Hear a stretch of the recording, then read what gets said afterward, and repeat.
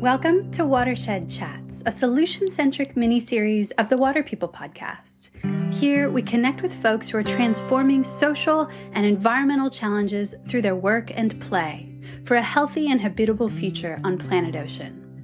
This episode is supported by Patagonia, whose purpose-driven mission is to use business to save our home planet. I'm Lauren Hill, my co-host is Dave Rastovich, and today we're in conversation with psychologist and author Robin Grille, who has been in private practice as a psychotherapist, relationship counselor, and parent coach for 30 years. Robin is the author of 2 books, Parenting for a Peaceful World and Heart-to-Heart Parenting. Parenting for a Peaceful World in particular invites us to imagine a world where war, tyranny, human rights abuses, and ecological destruction are relics of the past. Robin dares to ask, what if the means to create such a reality were in the hands of mothers and fathers, and all those involved in the care and education of children?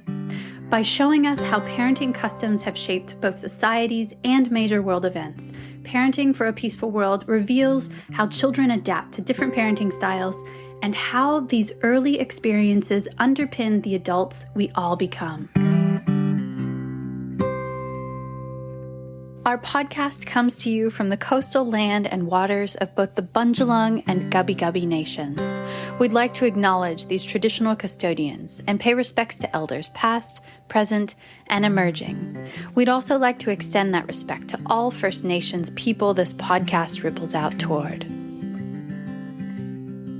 I'd love to start by, this is such a big question, but just talking about how we treat our children, whether they're our children or children that we engage with. What does that say about who we are as a culture? What a great question. I'm going to pause for about half an hour and meditate on the answer for that one. Because when you say we, what does the way we parents say about our culture? And so you're talking in the macro, in the cultural, not the individual. You know, the way that we parent as individuals has got a bunch of really interesting and powerful influences that I could come back to. But in terms of the culture, if I can put on my sort of anthropology hat, and I think deep anthropology, I really believe that there's like an intentionality in the way that collectively, customarily, we address childhood. I think it's purpose-driven, it's outcomes-driven. Given what you think that you're needing to survive. And I don't think those choices are necessarily made very, very consciously, like a boardroom or committee around a table. But there's a kind of almost an automatic that happens. And, you know, one of the kind of, I guess, very extreme examples are useful because they really illustrate a point. Yeah. Like a very warlike culture that lives on the presumption of we're always going to be at war. And you can see that the child-rearing styles that to them feel the absolute assumption and the absolute normal, the absolute, why would you ever do it any other way? There is no other way, is a very violent, very obedience-oriented child-rearing mode. And that comes almost like second nature. You have children, of course you smack them, and it's very gender kind of driven, you know, with boys, you know, are you crying? You know, are you kidding? You're crying. I'll give you something to cry about. And so there's a great violence that when you're embedded in that culture, you don't see it as violent. You will not call it violent. You would not say this is abusive. This is what you do to children so that they can survive and then protect our community in this reality that we live in. And I guess that's one example. But then when you bring that principle home, and what does that say about us? You know, if you put out the premise that the way that we collectively raise our children is with some kind of a purpose in mind. Look at what we do at school. We don't ask when children arrive in school, what do you really love? And if you don't know, you can try 12 different things for as long as it takes, and you know, we'll see what you gravitate to. If you love surfing a lot, well, you're a surfing kind of person, and let's see where that takes you. We don't trust children. We give them a thing to obey, an agenda to obey, and you don't get much of a choice until you're about 15. That's late in the educational game. by then, every day you've been thoroughly and methodically trained not to be in the flow. The moment you get into a flow, the bell rings, and you will be startled out of your experience and made to go. So coercion is what speaks in your ear all the way. There's a plan in that. That's about the industrial reality. You're not on this planet to live from passion and creativity and to make your own way and contribute from your heart. You're on this planet to follow, whether it's militaristically or industrially, a pattern that, you're there according to what an industry needs. So you're fodder. And that's the unspoken. I'm interested not in what it says on the school brochure.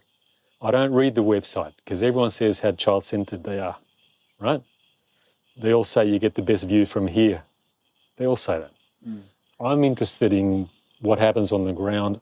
That tells me the intentionality, which is usually not that conscious. It's like what's been driven into our nervous systems that then becomes second nature. It's an incredibly difficult paradigm to crack once it gets rolling. It seems like the sort of industrialized educational paradigm. Our little boy is about to turn 4, and so we've been considering having school in our lives again and what that will look like and feel like. And I'm always struck by the way school discourages being in our bodies, listening to our bodies, our bodily urges. Even using the toilet is the most crude example, but just people learning at different paces at different times in different ways. And I really think that the school as we know it, what feels normal in the schools that I went to and most people I know went to, it's a systematic training to not listen to your internal rhythm. With every passing minute, you're distracted from your internal rhythm. And that's the witch that gets burnt on the stake. We're made to distrust that as if we're going to go antisocial and dysfunctional if we stay with our internal flow. And as is always the case with any of these almost religious, unconscious group collective beliefs, is that the truth is the opposite of what we thought. Can you define flow for me in your coming from you? Because we in the surfing world and any sort of watery subcultures, flow is something that pops up in different ways for people, but there's a similarity to it. What does that mean for you? Personally, it's the thing that I'm trying to reclaim in my life, and I'm struggling to reclaim it. And when I have a moment of flow, I don't know it in the moment. Because by definition, once you start thinking, oh, look at that, I'm in flow now, this is really cool, you're way, way out of flow. But I love those accidental moments when you set the conditions that invite flow and you disappear into it. And you wake up later on realising that I've just been in a great state of flow. And great God Almighty, how I need more of that for my well-being and health and for the well-being and health of people around me as well. But it is, let me see, really...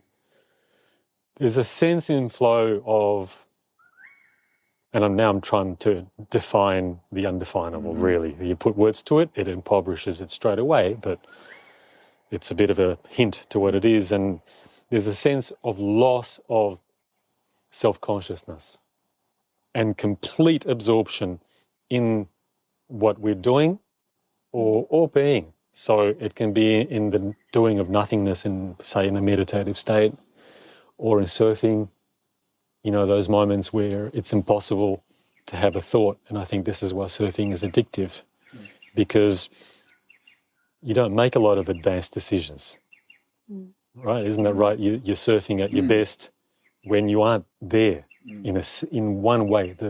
You aren't there in the usual sense. There's a bodily intentionality which is mostly surrendered to what the wave is that has been given to you. You have no choice over the wave.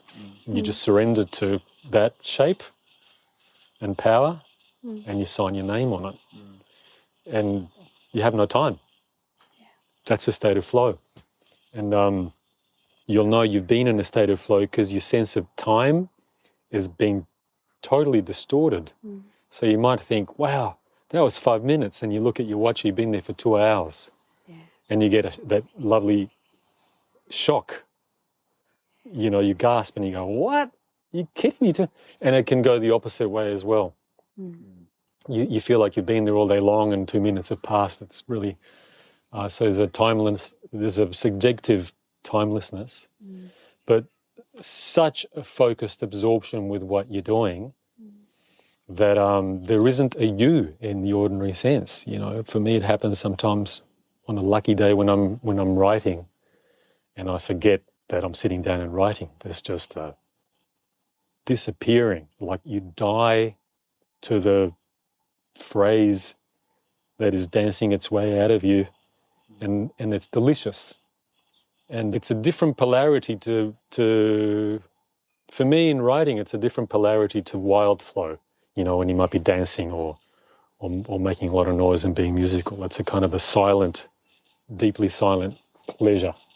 You sound like a lifelong surfer when you're talking the way you were just talking about surfing and that dance.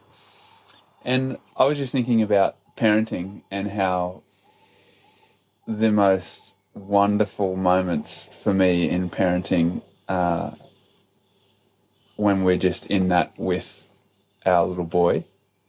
And that's pretty much like a daily focus.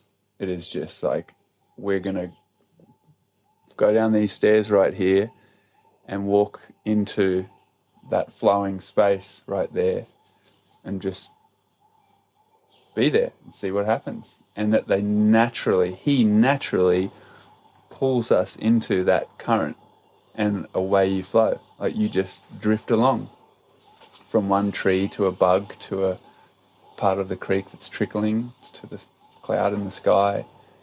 And that to me just is like a peak parenting moment. It feels like all of the roles, all the names, everything just drifts away, and we're just all in that wonderful soupy feeling. We're just there. And so I was just curious to hear what you have to say in relation to parenting in the flow, being in that experience with your children. Oh, I mean, there's so much to say about that. That is, what you're describing there is such a beautiful space to be in with our kids, so incredibly nourishing for the two of us. It's just deeply nourishing. And it doesn't look from the outside like there's all that much going on. But there's a state of being in each other's energy that is so satisfying and open to surprise. And I love that there's a third partner in that, which is nature, the third parent. Because when you go hanging without a purpose, you're not being burdened by purpose. That's another state, really, just hanging. And the surprises of the moment are what guide you if you make. Love is about creating the time and the space to let that happen, and then just walk into it, and there it is. You know, the right bug comes along to surprise you and make you say, wow. And then, you know, invariably there's questions, you know, when your child starts being languaged, you know, the insatiable wanting to know that they have, incredible scientists that they are. They want to know so much. Yeah, but, you know, I don't want to make some kind of a holy grail out of flow. You know, the natural thing is you can't sustain it. We fall in and out of it. Part of being human is that we lose it, and then we get cranky and we wonder, where did I leave it? Is it under the bed? What do I do with the flow? You know, how did I get that yesterday? It was working, and today it's not working, you know. But some people will find it easier to sink into the pleasurable moments of togetherness in flow. I can tell you a workaholic won't. They'll find that torture, okay? Someone that's been in the corporate world in the city will find what you just described torturously difficult. But, you know, bringing flow to a state of conflict and challenge with our child in a moment of great tantrum or a moment of when they're frightened or a moment when they're in despair and crying, you know, their emotionality is always at 240 volts often. And we get so triggered, and then our own, this is the other side of parenting that's not just cultural but personal history. Our own personal histories and our own emotional wounds that we carry get triggered quite easily by our children and what they go through. How do we surrender to that? You know, one example of where we lose a state of flow is that, you know, we have this programming from our own histories, a lot of us, that emotion, wrong. Calm, good. Make child go to calm. You know, partly because I can't stand strong emotion, I get too triggered, and then I think the child is the problem.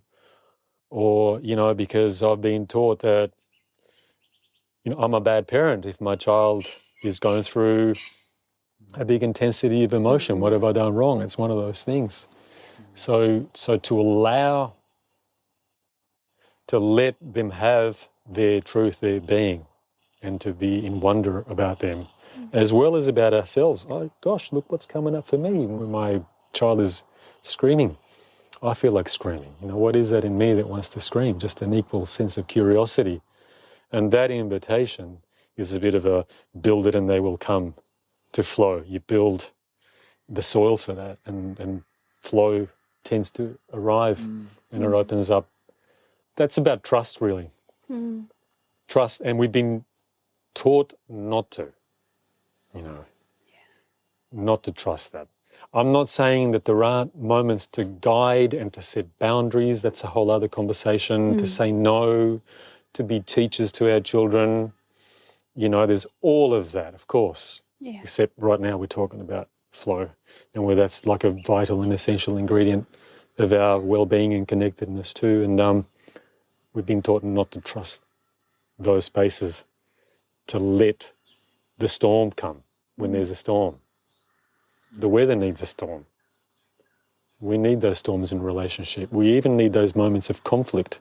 There are growth states that happen when we're in conflict. I don't mean violence. I mean just the conflict of interest that happens. Is 50% of our growth comes out of that. And it's so challenging when so much of your work, it's been speaking to me so deeply recently as Minnow has gotten older and he's growing into his own agency and will, and the rage that comes up for me in some of those tantrumy moments has just been unlike anything I've ever felt before.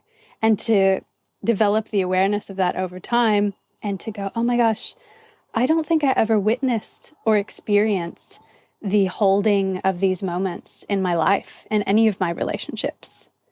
I don't think I've ever come to rage, come to really deep conflict, not violence, just conflict, and then been able to resolve it in a relational way. I don't think I've ever had that opportunity. And so here's my call to both manage my own experience, lack of experience, total beginner's mind, and then also try to do better. Well, I mean, first of all, I think we deserve to have truckloads of compassion for ourselves for the things that we find most difficult to manage in our parenting space, because in the same way that you wouldn't get, for instance, somebody that's barely learned to swim and you throw them in the sea and say, go for your life, the beach is that way. You know, you wouldn't throw somebody in an environment for which they've got no skills yet and no role modeling yet, completely out of the universe. And it's I think that's a worthy metaphor for how it is for, I think, almost the entirety of our communities, that we haven't had good role models for how to ride the energy of rage in ourselves.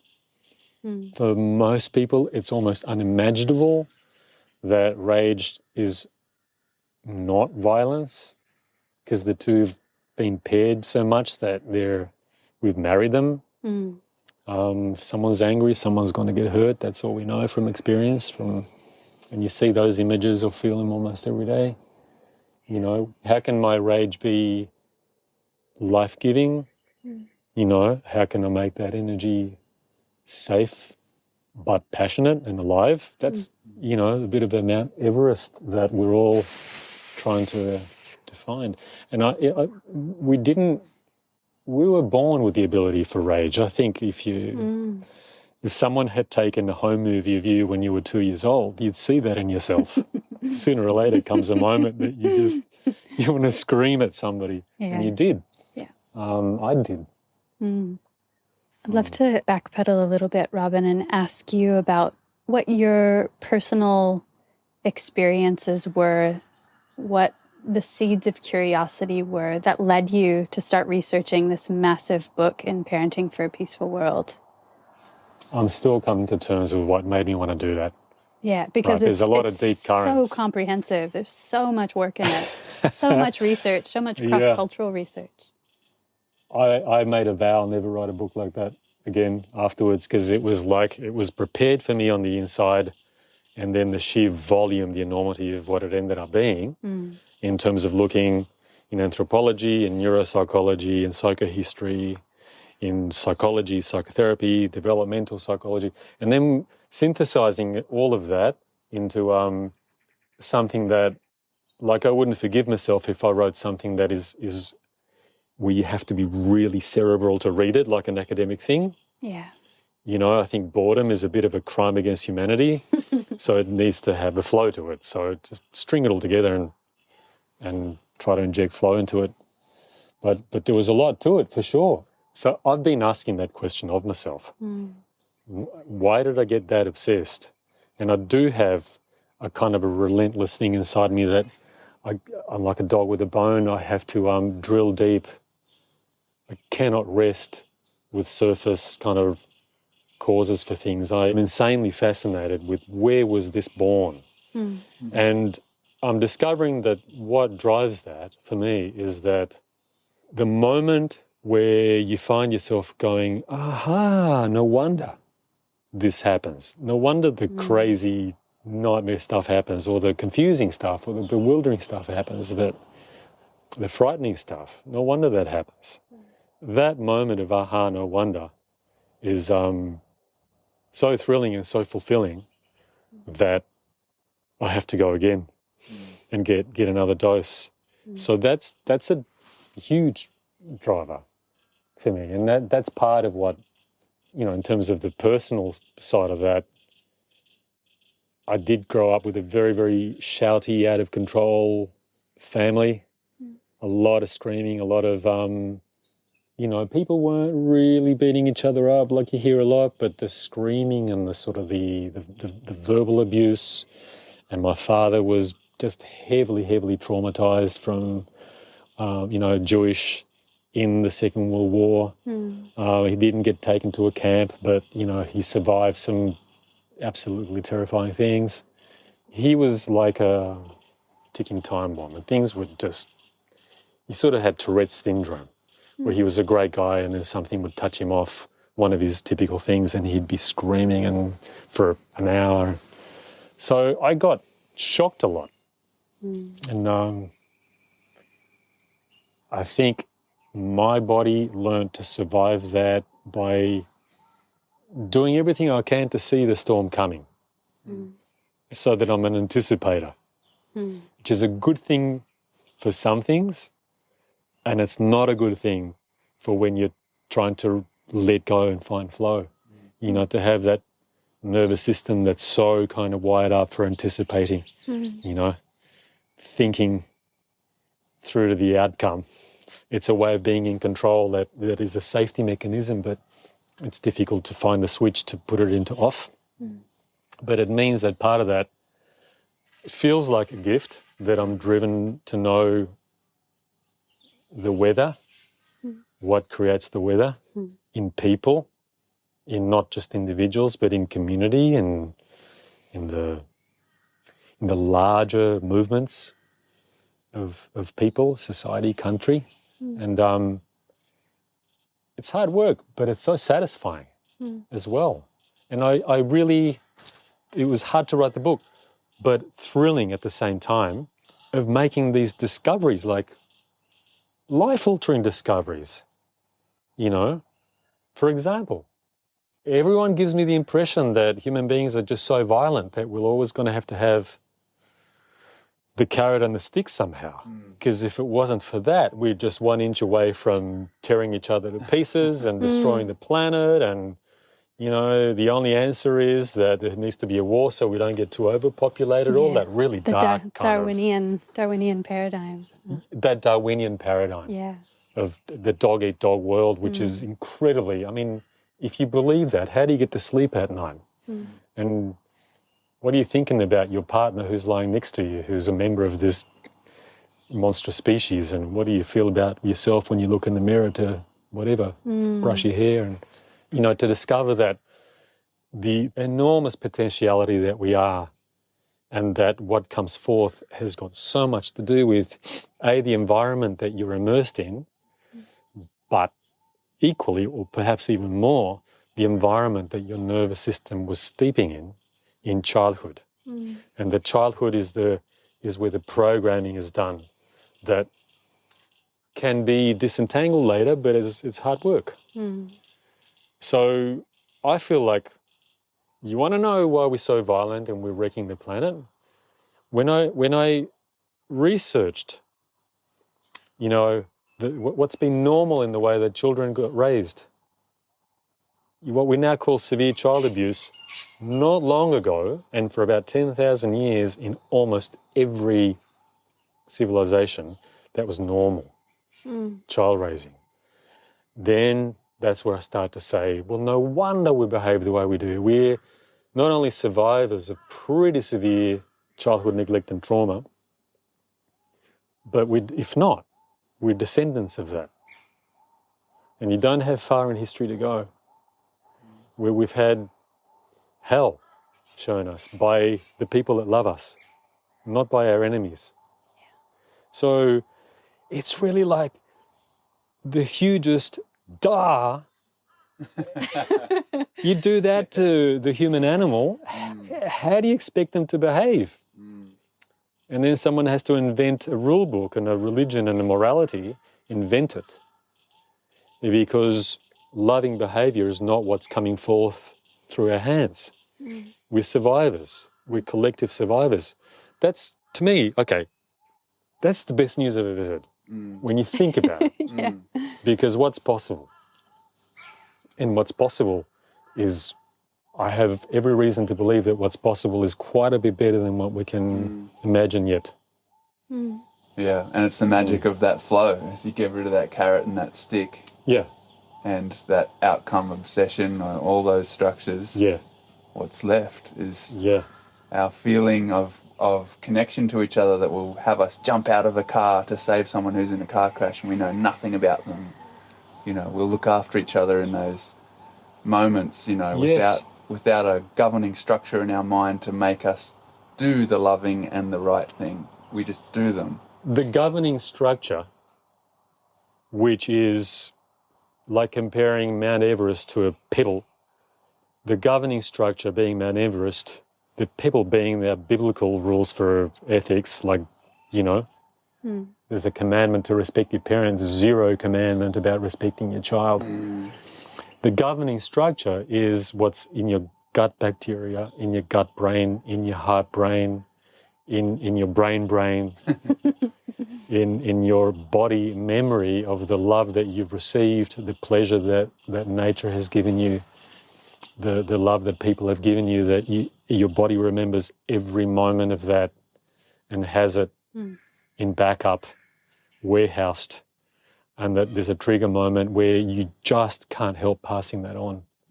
You can't help it. And we're wired for empathy. We're actually wired. There's a lot of these brain centers that their design is to give us a bit of the feeling of the other people that we perceive. So that when you laugh, I mightn't have even heard the joke and I start laughing, I don't know why, but I got the contagion of your laughter. That's an empathy moment. We wired for that. We got wiring for the potentiality of violence and the potentiality of immense love and pleasurable connection. And not just in rescuing somebody out of a fire, but in being wowed and curious about a stranger and sitting with a stranger in a bus stop and asking them about themselves and going, wow, I met this incredible person today. That is the bedrock. Yeah.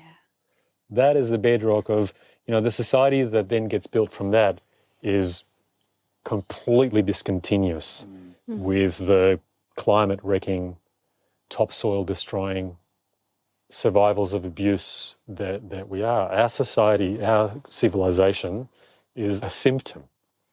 People say, wow, we're descended from the ancient Greeks and Romans. Are you kidding me? That's where you want to be descended from?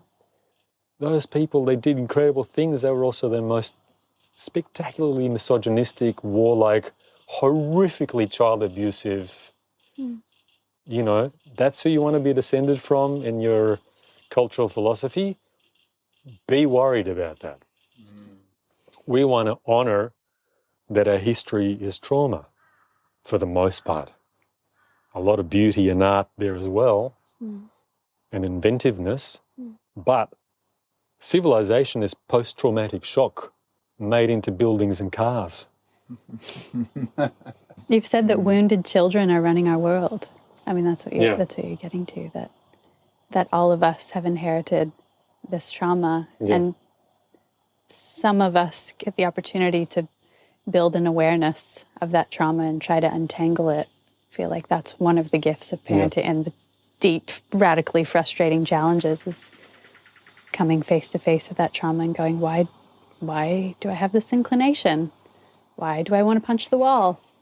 Why do I feel like I should leave a child in the next room to let them cry when their needs are to be with us?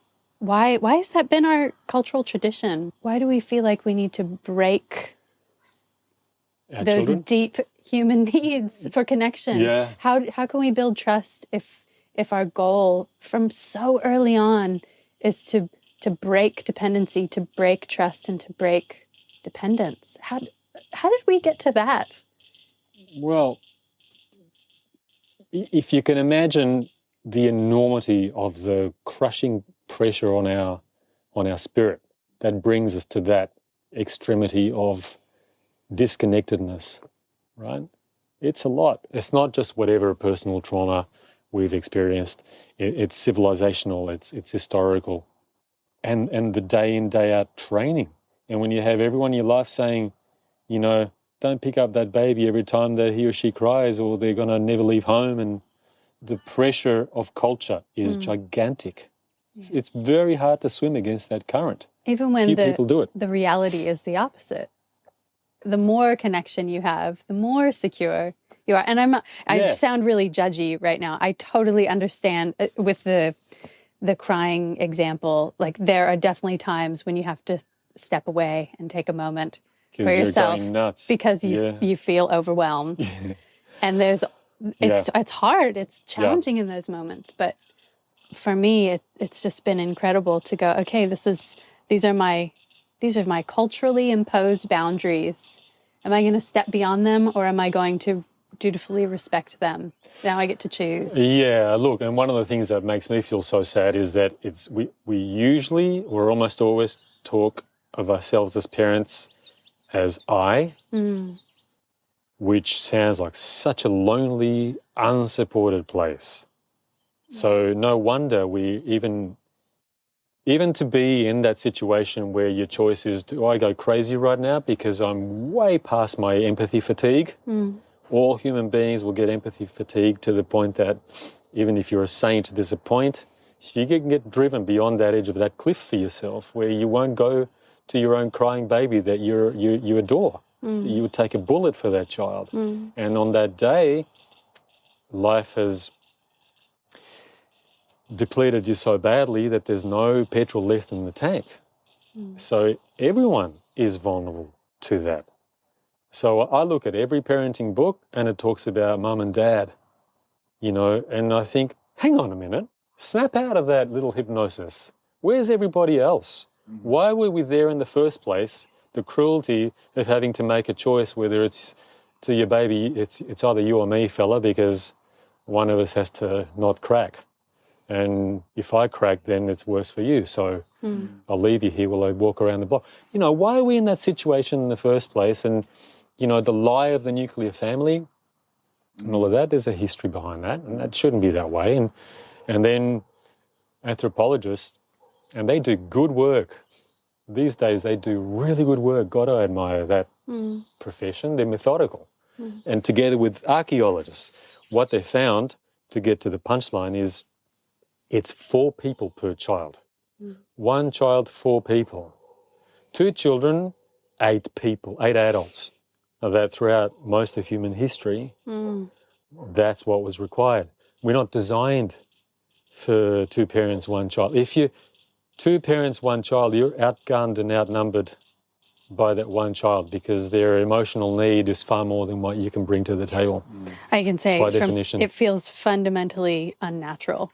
Yeah. To be isolated and away from the context of many hands and many emotional bodies to support you in parenthood. But how do we, so as modern people with pre-modern wirings for these communal, collaborative parenting setups, how do we do parenting? Do you know, the best thing you can possibly do, and this is an answer probably to every question, begin by realizing that our culture and what feels normal to us is a tiny little option, right, in a gigantic library of options. So we are very, very weird. And up until just that moment where you realize, I'm weird. A lot of what I think, a lot of my kind of automatic reactions are just weird. That's what's great about traveling or being amongst people that come from a culture that's very, very, very different. You know, jump out of this city or the kind of near city or the Australian scape, hang out with Indonesians or not city Indonesians, pre-modern, you know, or a New Guinean, have somebody look at you and say, what a weird creature. Why are you white people always so cranky and exhausted around your kids? What has been done to you? And the impact of having that said to you was said to me once. The impact. And at first you feel this wonderful moment of shame. Like, I must look so stupid. And we've had everyone I love and know looks so stupid to this person. And I said to that particular person, so what, don't you guys get... She goes, no, we don't get tired around our babies. Because if I even look close to being tired, my mum is within earshot. She'll come racing up like a shot. She says, hey, time for your rest. Give me your baby. And it's a natural kind of a tag team.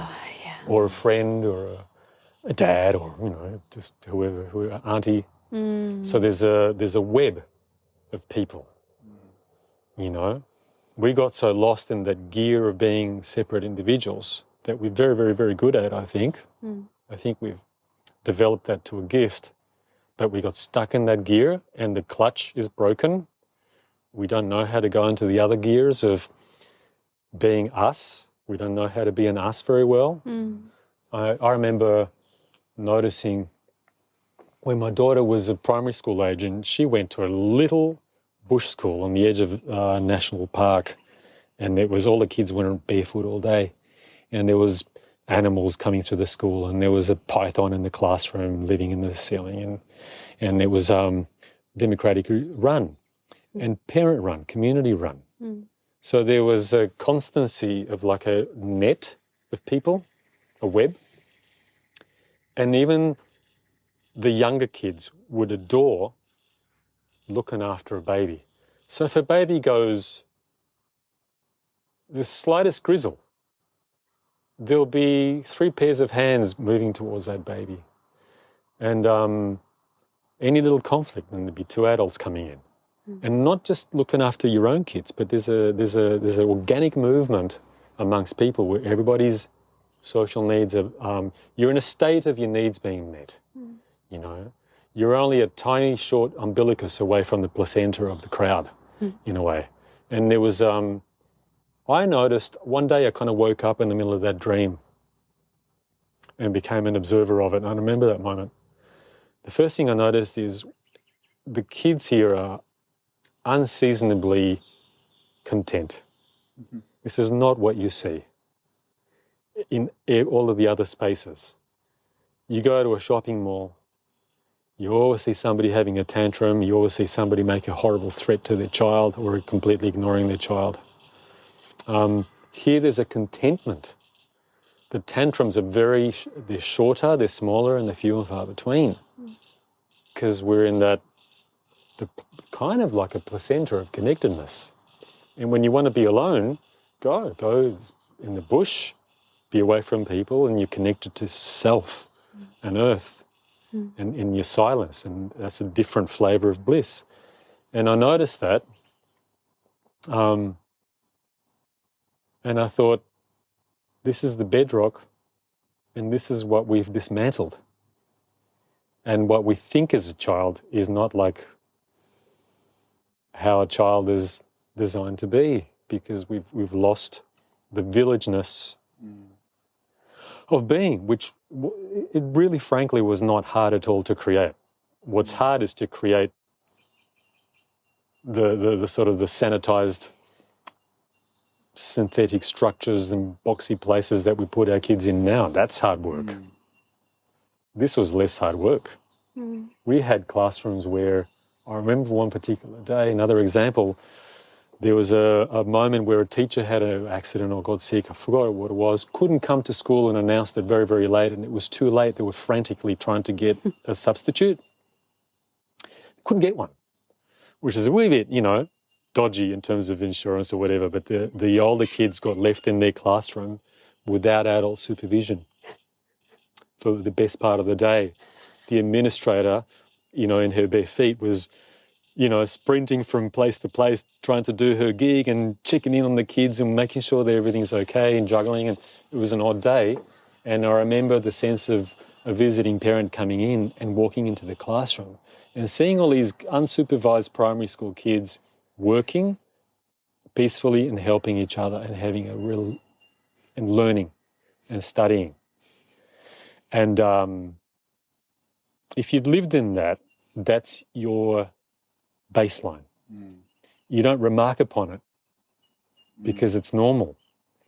And these visiting people were in a state of kind of benign shock. First of all, why isn't there an adult in here? That's embarrassing. We had a problem. Secondly, why aren't the kids at each other's throats? Why aren't they vandalizing? And why are they learning stuff? They're actually studying. They're giving themselves work. Yeah. So you can find implications out of that. But I love that sense of how weird we are, because it's a little embarrassing at first. Then you go, but this is exciting. There's an incredibly high ceiling yet of who we can be, that we can grow into. For not much money, actually, frankly, not that much effort. And you don't necessarily have to do years of therapy. That's one wonderful path to take, but it's not the only. Comes back to flow if you're fortunate enough that the life has supported you to choose things that bring you into flow states, whether it's your vocation, the work that you do, or the surfing, or all of the above, immersing ourselves in our flow environments, whatever is naturally a flow to you is different than what makes you flow and whatever. The immersion in our flow states and in our good connections with people, when we can be emotionally open with one another at least a little bit, that is immensely powerful at bringing forward the parts of us that are most wise and able to connect and trusting and contributive and generous. So there's just, I'm nowhere even near discovering all the different things that are very therapeutic, right? Robin, there's something that there's an aspect of the surfing world which we're deeply a part of, and a lot of people who listen to what we do are from that world. There's an aspect of surfing as escape. There is it's unique for everyone what surfing is, and it's always changing. Some days you go to the beach and you ride waves just to get the physical activity. Other times it's a deeply mystical experience. Yeah. It's always changing. But there is a pretty common thread through the culture around the world of it being semi-escapist, and our media, our magazines, our websites, all that stuff pitch it that way. You know, you get away from it all, you go catch a wave. So I know that for us, and probably many other surfers, when we are being stretched as parents or stretched by a situation in our community where we are playing out sort of automated habits that have come from our childhood, but we don't want to, then we feel guilty, then we feel overwhelmed, and then we just want to go surf to try and get away from it all, get some clarity. What would you say about that kind of approach, that we will go, oh man, Lauren, like I will say that to you, I'm like, I need, like when I've cleaned the house and I've done all these domestic things, I'm just like, I need to go surfing, I need to go into a wild space, and I've got to get out of here. But it's not really that healthy. It's more of a running away than a facing sometimes. What would you say to those of us who go towards the ocean or towards those pursuits in that sort of escapist way? Like what can we do in those moments that's a better version of ourselves so that we can stay with what's happening rather than running away? Gosh, there's probably so many things that can be said about that, and there should be said about that, and I'll only kind of come to whatever it is that I can think of in this moment. But one of the things that occurs to me is that the value of your relationship to going to the surf when you're suspecting that you're escaping, the value, you could try this as a kind of an experiment. What is it that you come back to the dry land with afterwards that might show you, did you put the pause, you press the pause button. And I think that we do get in the kind of the pop psychology, new age culture, we get punished a lot. We punish each other a lot for having an escape, probably because escape is overused to toxic and addictive levels. But if we don't have a place of the pause button at all that we can really forgive ourselves for, then we suffocate and get violent. And so we do need to have a lot of forgiveness and like wiggle room. And maybe if you feel like you want to escape, then call it that and escape 100%. I'm escaping the conflict. I've got no answer for it today, too much. I'm sitting on my board escaping, okay? I'll be that. Be that. And there'll be the consequences that you come back to barefoot on the soil later on. I guess when it's habitual and it doesn't change to something else, then the surfing potentially is a bit like smoking weed, everything is still, you're running on the spot, everything is still there waiting for you to grow up, when you get back on land. So the consequences will tell you afterwards. I think escaping is good. Overuse of escape means that we are not developing a new resource and strength that we need. And that's not a reason to smack ourselves in the wrist,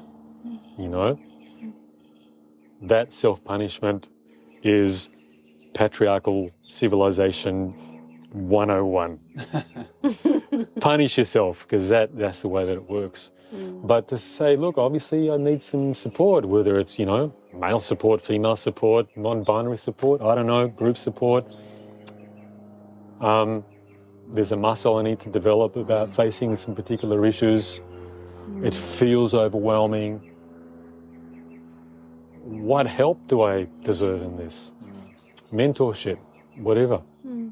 There's a real quality after the escapism that is sort of the proof of the value of it, I guess. And I know that from my parents, for sure. Yeah, for sure. I mean, from my own experience too, but just thinking about my relationship with my own parents, I can feel that.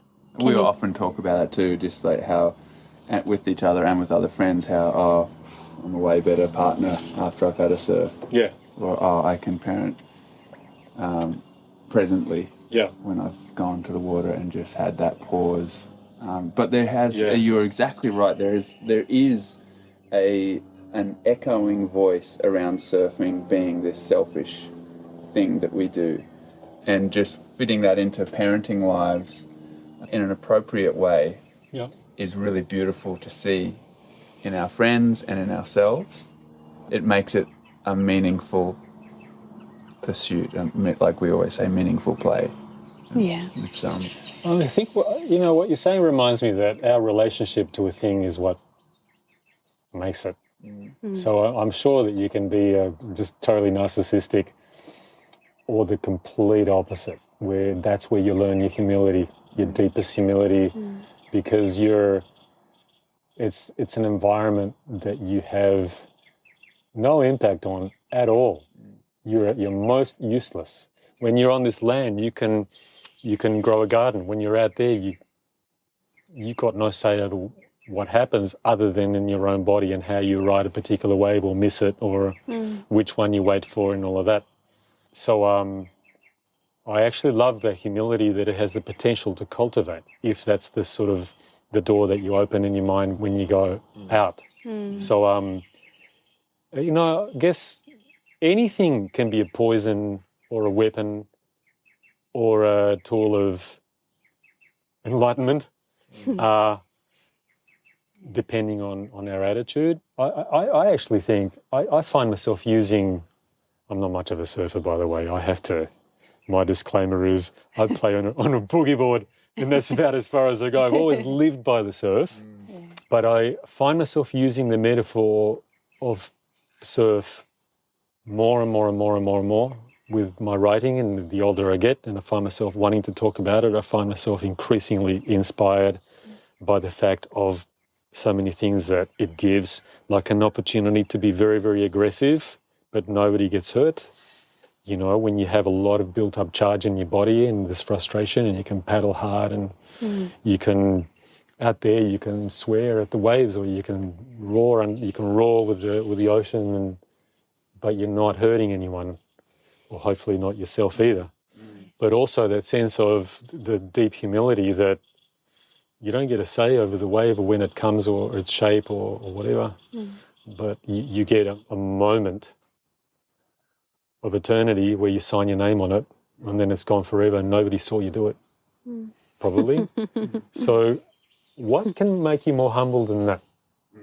It's gone. It's like the Buddhists make the mandala and then it's swept away. Their artwork. Yeah. What you did on the wave is gone forever. You'll never do it the same way twice. And you might be feeling like, oh, that was great. But it's gone. Didn't serve anyone. Yeah. I'm very moved by that, actually. And I think that there's in that an attitude to cultivate in ourselves that is essential for where we are on the planet right now, because most of our technology is about domination. The embedded instinct is dominate nature, win over it. That's who we think we are. So we're at death's door. Okay, we're a minute from midnight because of that. And there is a flip side culture, which is about partnership with nature, like regenerative agriculture, circular economy, renewable energy. Collaboration, isn't it? It's all about collaboration, giving into the energy that's there. And riding it like a wave. Yeah. That's the surfer's attitude to industry, productivity, technology, civilization. Very different. Yeah. A major theme that's come up on the podcast so far this season is about colonialism and its relationship to surfing and surf culture. I wonder, what's the relationship that you've seen between colonialism and parenting? Sort of taking that power over paradigm into the home. Is that what's been guiding us in your research? For sure. There's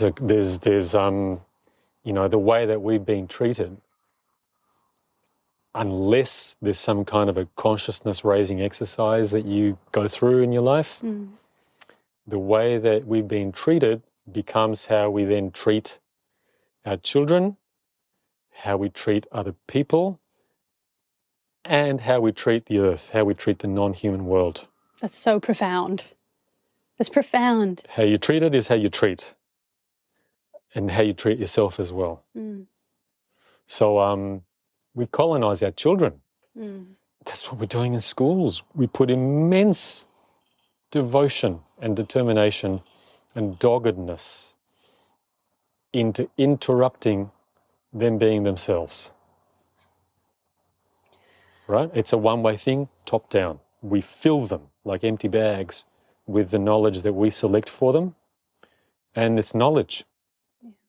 It's not how to that's to a large part what we've been taught parenting is as well, that our children are to be shaped and molded into someone for us to be proud of, for them to fulfill our own expectations of like success trophies. And having nothing to do with the actual person. The narcissism in that is cosmic in proportion. So, you know, the idea that the child brings pride to you or brings shame to you as the sort of the little hood ornament at the front of the car.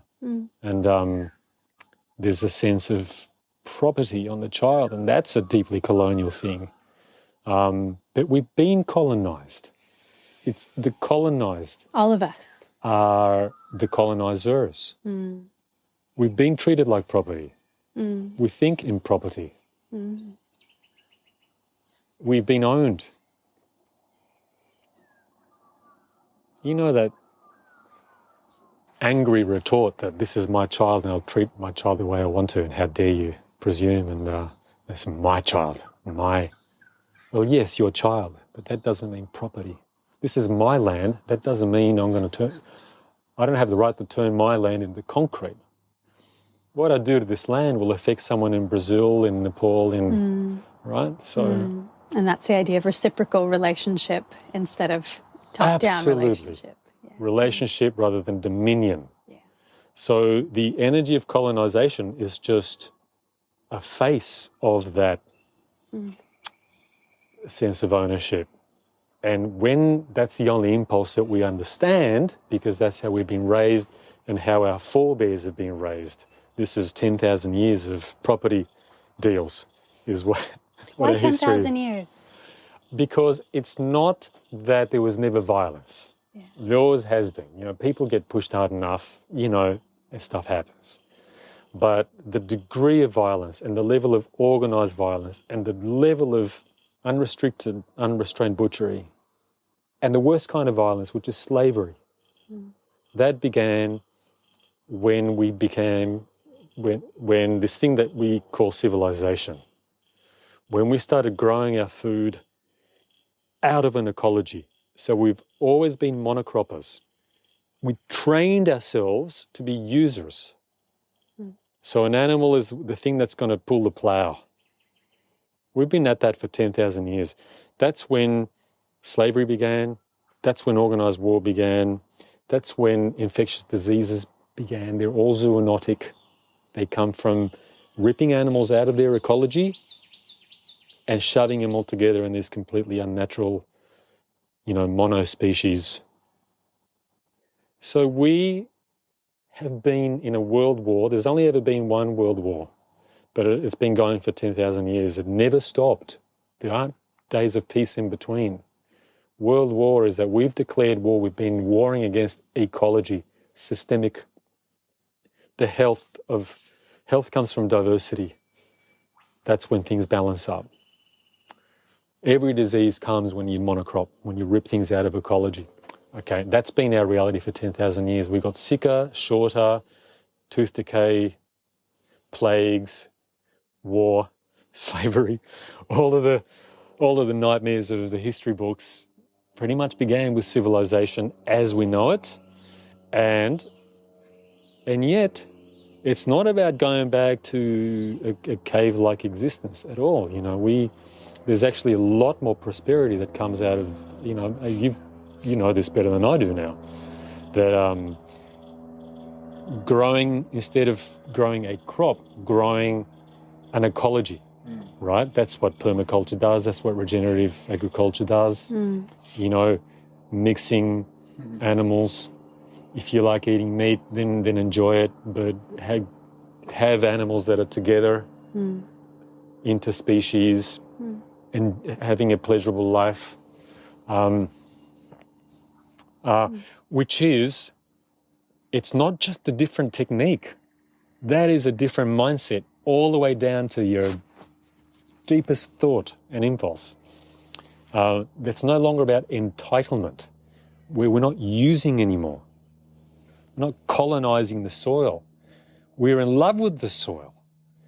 You know, regenerative agriculture, your soil profile builds and it becomes more diverse in the microbiome, just to say what you've already heard 1,000 times. That's a love story, and it's mutual. There's no taking that happens without giving. So the mindset of entitlement doesn't fit into that mold anymore. So that's why I think colonization is not this thing where Europeans go and conquer Africa and South America. It's always been colonization of children, of each other. It's been that for 10,000 years, and we're still at it. In your work and your experience, what can we use as antidote to that colonial approach, perspective, experience? Tons. Everything that is not that.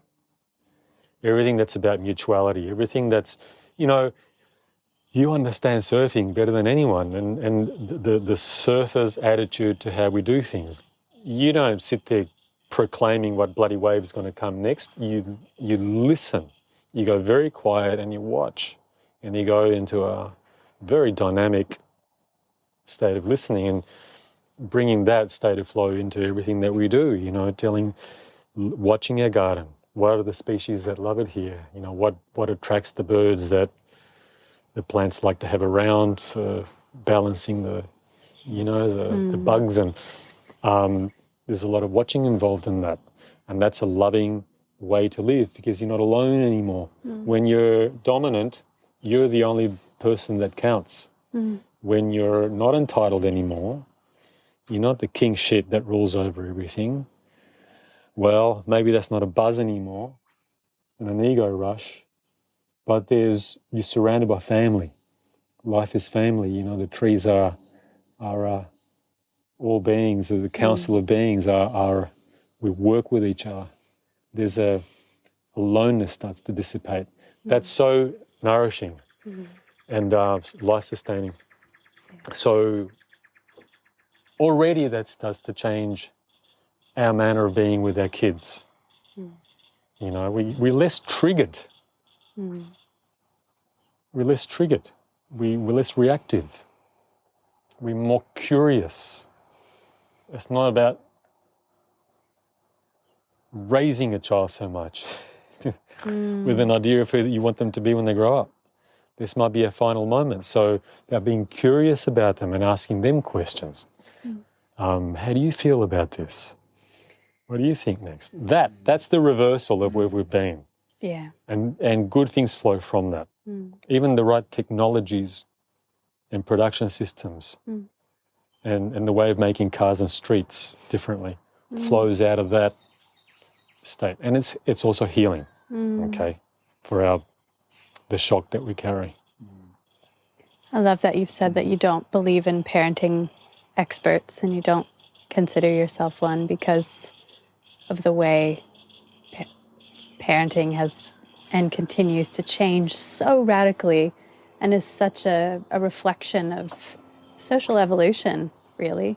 I think it's it can be seen as quite a beacon of how quickly we can change. Does it feel that way to you? I mean, I feel like parenting paradigms, when I think about the way I was treated, the way my dad was treated, it's very different than the way we treat our son. Not perfectly by any means, but the questions get turned over really quickly. Yeah. Or they can in the home. Do you see it as do you see the trajectory of how we treat our children as a positive one? Mostly. There are some things that I'm really worried about that are getting worse. In a very quick nutshell, what children are being fed is just catastrophic. The screens that are doing the parenting, the screen is the village, and I like a bit of screen. I'm happy with my computer, I love that.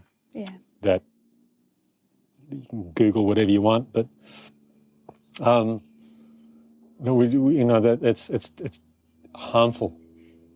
It's messing with attentional centers in the brain. So things like that are definitely going backwards.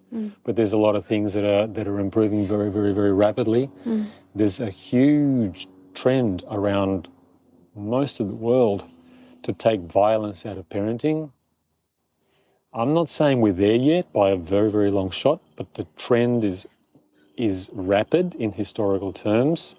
It's very widespread and going in a good direction. I'd love for you to speak to the specific instance of hitting children, a smack. Why not smack your kid? I'd love to know what your sort of holistic psychologist perspective is. What do we teach our children when we hit them? Well, what did we learn by being smacked? What do we remember about the moment of how it felt, and not what you are being taught to think about it? Because quite often the response to that is, well, I deserved it because I was a brat. So, you're not seeing yourself from the inside there. You're seeing what an adult fed you about yourself. I know you were a brat. No healthy child lacks moments of selfishness and narcissism, by definition, right? Wild beings. But what did we learn from that? I remember I wasn't hit much. There was other issues in my family, but I remember the shock, the stunning shock, the feeling of complete betrayal, the hours of disbelief, like, what? This is my father? And I just just became his punching bag. And I didn't come back from that. What I learned is to hate him. I also learned shame.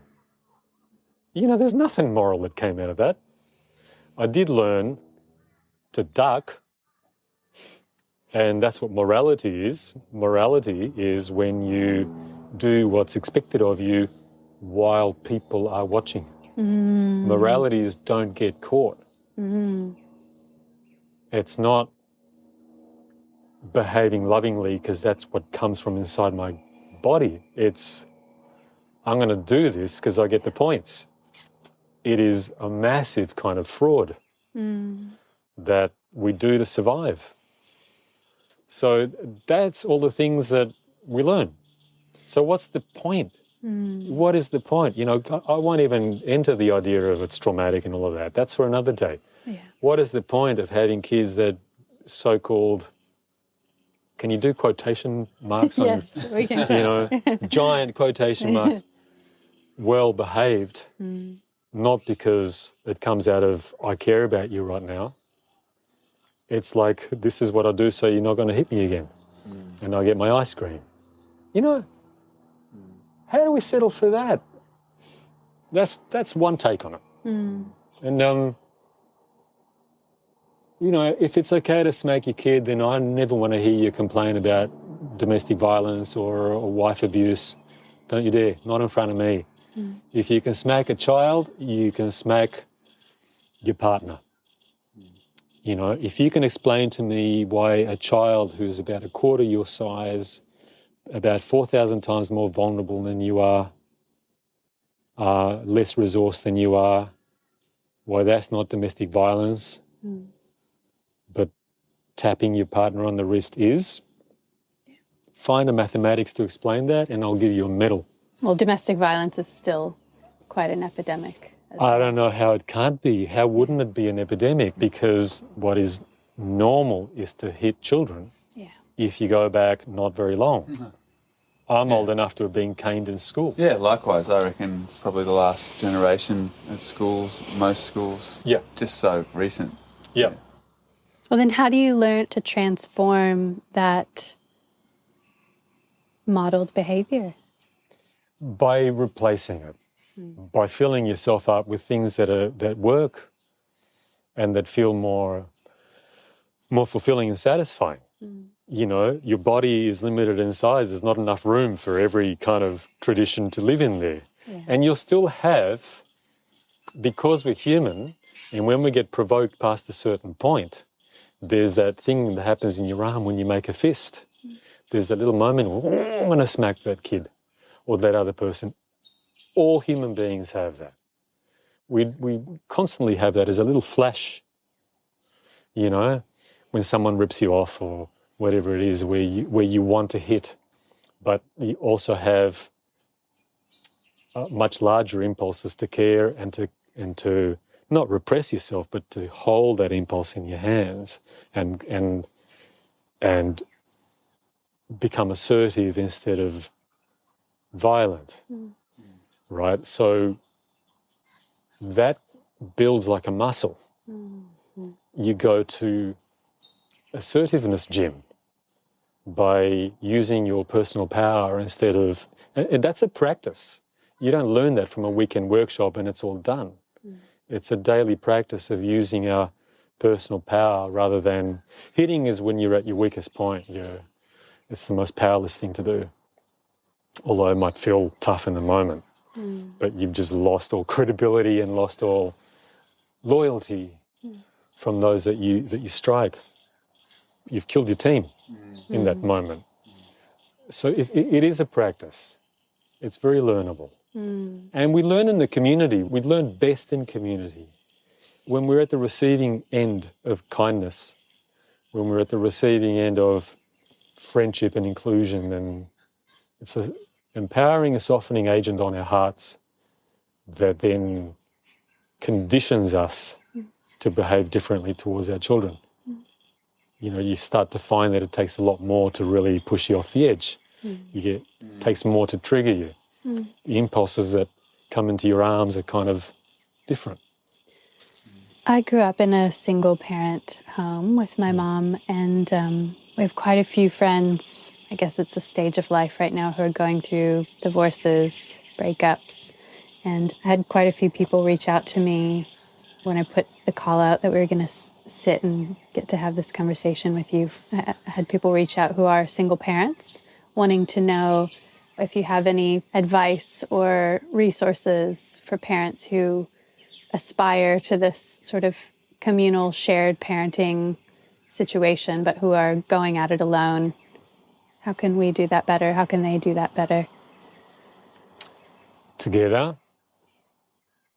And I know that that's easy to say, and that most of us, because we come from single parent or nuclear family realities, and we come from massive kind of training that don't ask for help, and, you know, being independent is good, being dependent is bad, all of that. There's an immense amount of learned shame about wanting to be together and wanting support. Incredible shame about that. So that when I say we need to not be alone and do single parenting in a group, in a community, I don't want to say that in a glib way. Just jolly well go out and do it. For some people it's easy. For some people there are kind of embarrassment hurdles to jump, and who do you trust? And my mother's group didn't work out, that person got hostile, you know, all those kinds of stories. And doing our best, I guess. Yeah. I tell you what, those cockatoos are one of the big reasons why I came back to Australia and decided I'm not going to live in New Zealand, I'll live here. because the bird life in this country is It is incredible. Keeps me sane. It brings you back. Oh, I love it. Every moment. My favourite. I think of power when I hear you say that, Robin. I think about like the dynamic we have going on at the moment, where we're very fortunate to live on a parcel of land that can accommodate a couple families and even a couple aunties and uncles as well. And that's what we have going on here right now. And so there are 3 children under 7, and there's like 5 adults, and we're all oscillating around each other, picking each other up when we need it, helping each other have space when we need it. But there's also these little points that pop up occasionally, and I'm sure if you're a single parent, they pop up a lot, where you are confronted with a moment where you won't have control over the situation that your child is in and how they're going to be treated in situations when that your child is with an auntie or an uncle or a friend or whatever.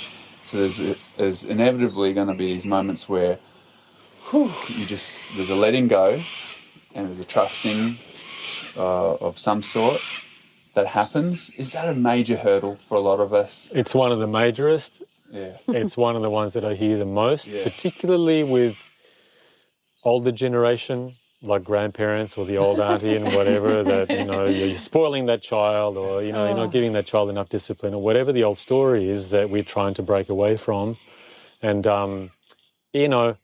there isn't value in the older generation. There's huge value in the older generation and wisdom, but there are often those moments of fundamental conflict about we're trying to learn how to do things differently, and that it's you're wanting to rely on the village, but what happens when realistically the village treats your child in a way that you just don't want, and it's a hurdle. And if I had absolute answers for that, I'd also have absolute answers for climate change and time travel or something. Which you have. We just don't have time to go into it. I'm sure you got That's the Tune in for the next second episode. Yeah. I mean, I want to say, on the one hand, really acknowledge the difficulties and the hurdles, not just accept that it has to be that way, but to keep on asking the world and ask ourselves, what's my resource for that? Who can help me? What's the new thing I might be able to learn? Do I need to get away from that person? Do I need to just learn how to set better boundaries or learn how to negotiate? Is maybe my child going to be okay because the world has all kinds of people, but it's worthwhile learning. Everyone's got a different temper and different sense of boundary, and that I'm the bedrock that they come back to. If they didn't like how Auntie treated them, what makes the difference is the conversation that we can have about that afterwards, that validates them. I mean, if you're worried about other people, don't let your child go to school, because guaranteed there's going to be the classroom bully, sometimes the teacher will be a bully, absolute guarantee, or somebody that will, break their heart because I don't want to play with you anymore, you can't be in my group. That will happen. It's a case of not if but when. So the thing that makes ultimately the difference isn't the lack of getting hurt in the world, but it's, do I have a home base that I can talk to about it? If I can cry on your shoulder, if I can tell you my truth, if I can say I hate the world today and I'm angry or I'm hurt, and you validate me, I'm okay with the hurt. I come home to me again. And that gives us a lot of freedom to move. And we need that, because every village is filled with imperfections. So that's important to get, the conversations we have about it afterwards. Trauma is not in the bad stuff that happens. It's in the lack of dialogue afterwards. That's where the trauma begins. Kids can live through horrible stuff if they can rage or weep about it afterwards to a trusted person. So, it's not only what single parents can do, is what can we do for single parents? When, shouldn't we all be hanging out with them or something, or inviting them over, or, I don't know what, let me help you push the pram through that horrible door to the bank, or I don't know. Yeah. all of that, what are all the things that we can all do to make life feel a bit more like a village in where we are, so there's less of that morbid question about that comes out of being abandoned and alone. That's so beautiful. Robin, I'm really curious about if you have any thoughts or feelings about risk-taking, allowing risk for kids, giving them opportunities for risk. Comes up a lot. Yeah.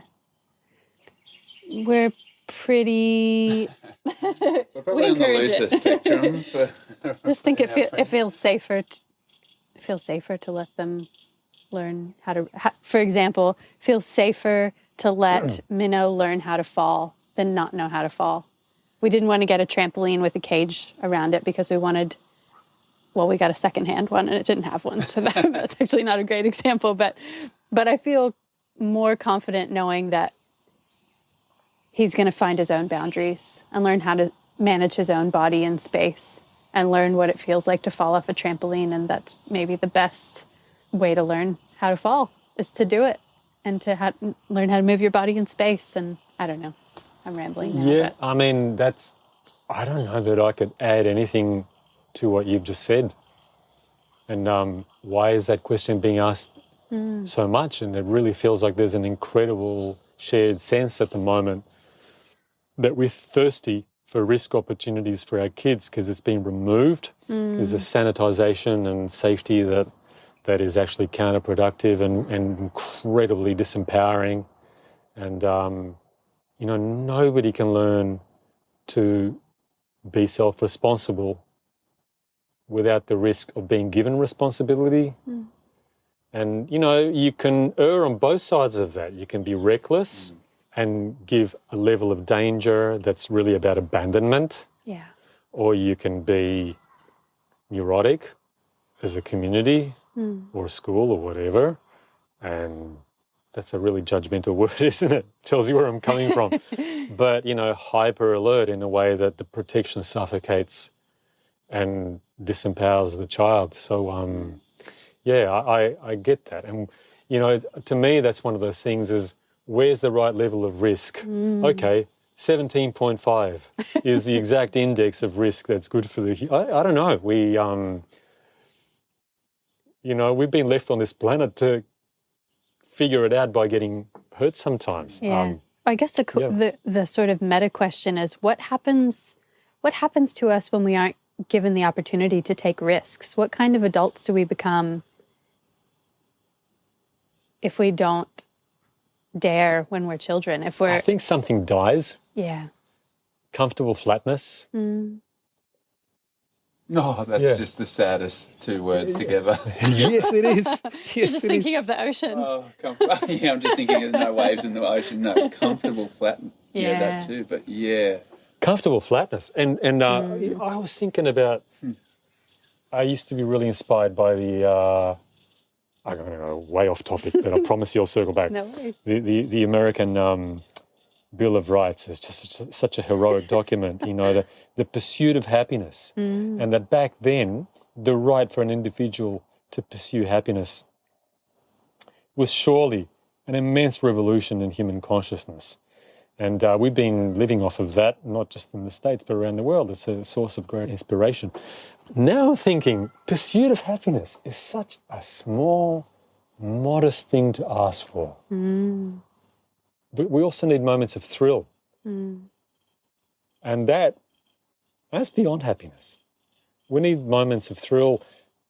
We need moments of ecstasy, joy, bliss, and the freedom to take the risks to get hurt, be disappointed, fail a lot, but have those moments because we feed off of those moments. And happiness is sort of a low-level entry point, hey? Yeah, it is. It's the shallow end of the pool of what we're built to be able to we're capable hold in our body. Yeah. I'm not saying by that no one's going to be ecstatic all the time. You shouldn't be, you won't be, it's never going to happen. It's not that. But in thrill, the moment of thrill comes because you just took a risk and you got scared and something happened. It's not just that you didn't die, maybe, but that And if you're, as we consider that, you're probably thinking of that wave that you thought, am I going to get on that? No, wait a sec. Yes. No. Yes. No, I can't believe it. Oh, no, I'm doing this. And, no, pull back. No, I'm going to go for it. You know, that moment of choice that takes place in probably a nanosecond where you, no, yes, no, yes. But there's fear and the aggression of seizing a moment that's bigger than you are. The thrill that's produced, that you're going to live off of that thrill for a long time. People will get sick of you telling that story, around the campfire. Don't look at me like that. But don't we want that? You become a better person with children, and don't you love that when you see that in a child? Yeah. Ride that bike down the hill and stack it and get back up and go through what they go through, get back on it, and that look when they feel alive. They might not make the ride down the hill, but they do it. And just seeing that. And your chest swells beyond your rib cage when you see that in your child. Yeah. And if there wasn't a risk, that wasn't going to happen. And we learn from that. We learn valuable things. 10 years later, you're realising one more realisation that came out of that moment. So what do I think of risk? What does that sound like? It sounds Essential. like that needs to be part of the curriculum. Yeah, definitely. Robin, you wrote, I'm going to quote you to yourself because you write so beautifully. Once we fully comprehend the far-reaching implication of our collective parenting choices, the idea that a mother or father in the home are of lesser status than an executive in the boardroom will be dumped in the deepest corner of the trash bin of history. Parents and teachers can be the most powerful and effective social change agents as long as they are given the resources and social support they need to fulfill their potential. Peaceful and prosperous communities, societies, and nations are wholly possible when children's well-being is made a top priority. That's just so empowering and powerful. And maybe to start to close, I was wondering if you could speak to things that we could be doing more of and maybe some things we could be doing less of as parents to allow our children to flourish and thrive. Well, first of all, what you just read back to me, I still believe every word of it. And I wrote that a long time ago. It still feels like pretty central. We haven't realised the value of parents and elders, really, in our symptomatic civilization. It's putting power in everyone's day. Hands. It's so empowering. Or recognising the immense power that we actually have, the ripples that come from interactions that you consider mundane, but have a profound ripple effect. So we're all kind of parenting the future, really, via the. Children aren't islands. They will have friends and co-workers and a village that they give to, children of their own. So it kind of makes sense in a fractal sort of a way. Yeah, absolutely. So what can we do differently was your question? What can we do more of, or what can we do less of to allow our children, the children we interact with, to flourish? I'm just thinking of the one central word for that, which is connection, the thing that helps us to feel more connected. If let's just play a game for a moment or treat it like an experiment of let's make connection our north as a sort of a guiding direction, and then we'll fall off that. Sometimes you go left, sometimes you go right or up or down, but keep, the thing to reorient. Is this helping me to feel more connected right now?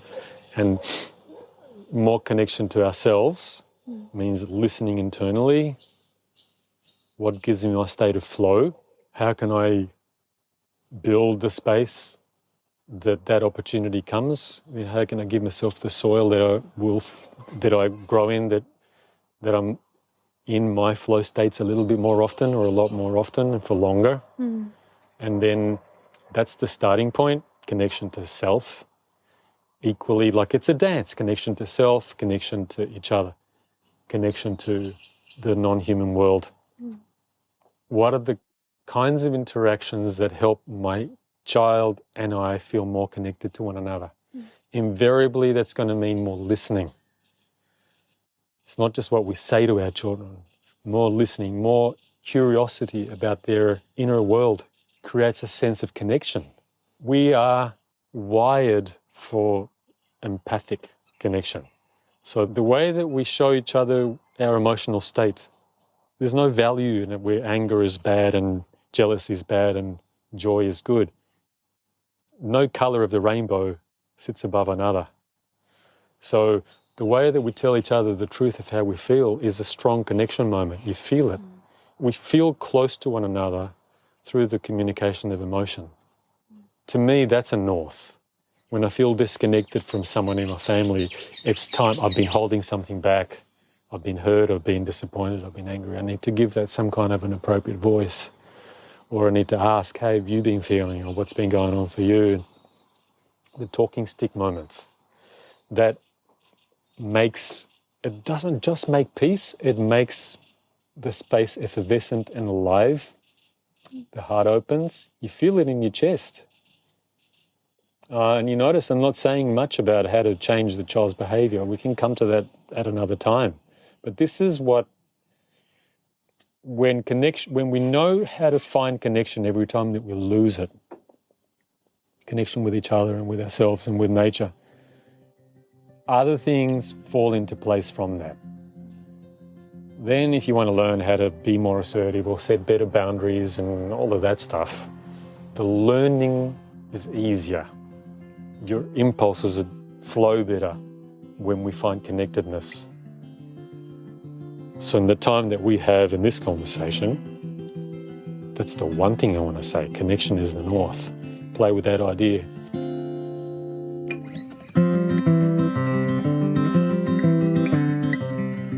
Special thanks to Patagonia for making this episode possible. They're a certified B Corporation and founding member of 1% for the planet. Thanks also to our sound engineer and musician, Shannon Saul Carroll. On behalf of myself, Lauren Hill, and my co-host, Dave Rastovich, thanks for listening with us today. We'll be continuing our conversation on Instagram, where we're at Water People Podcast.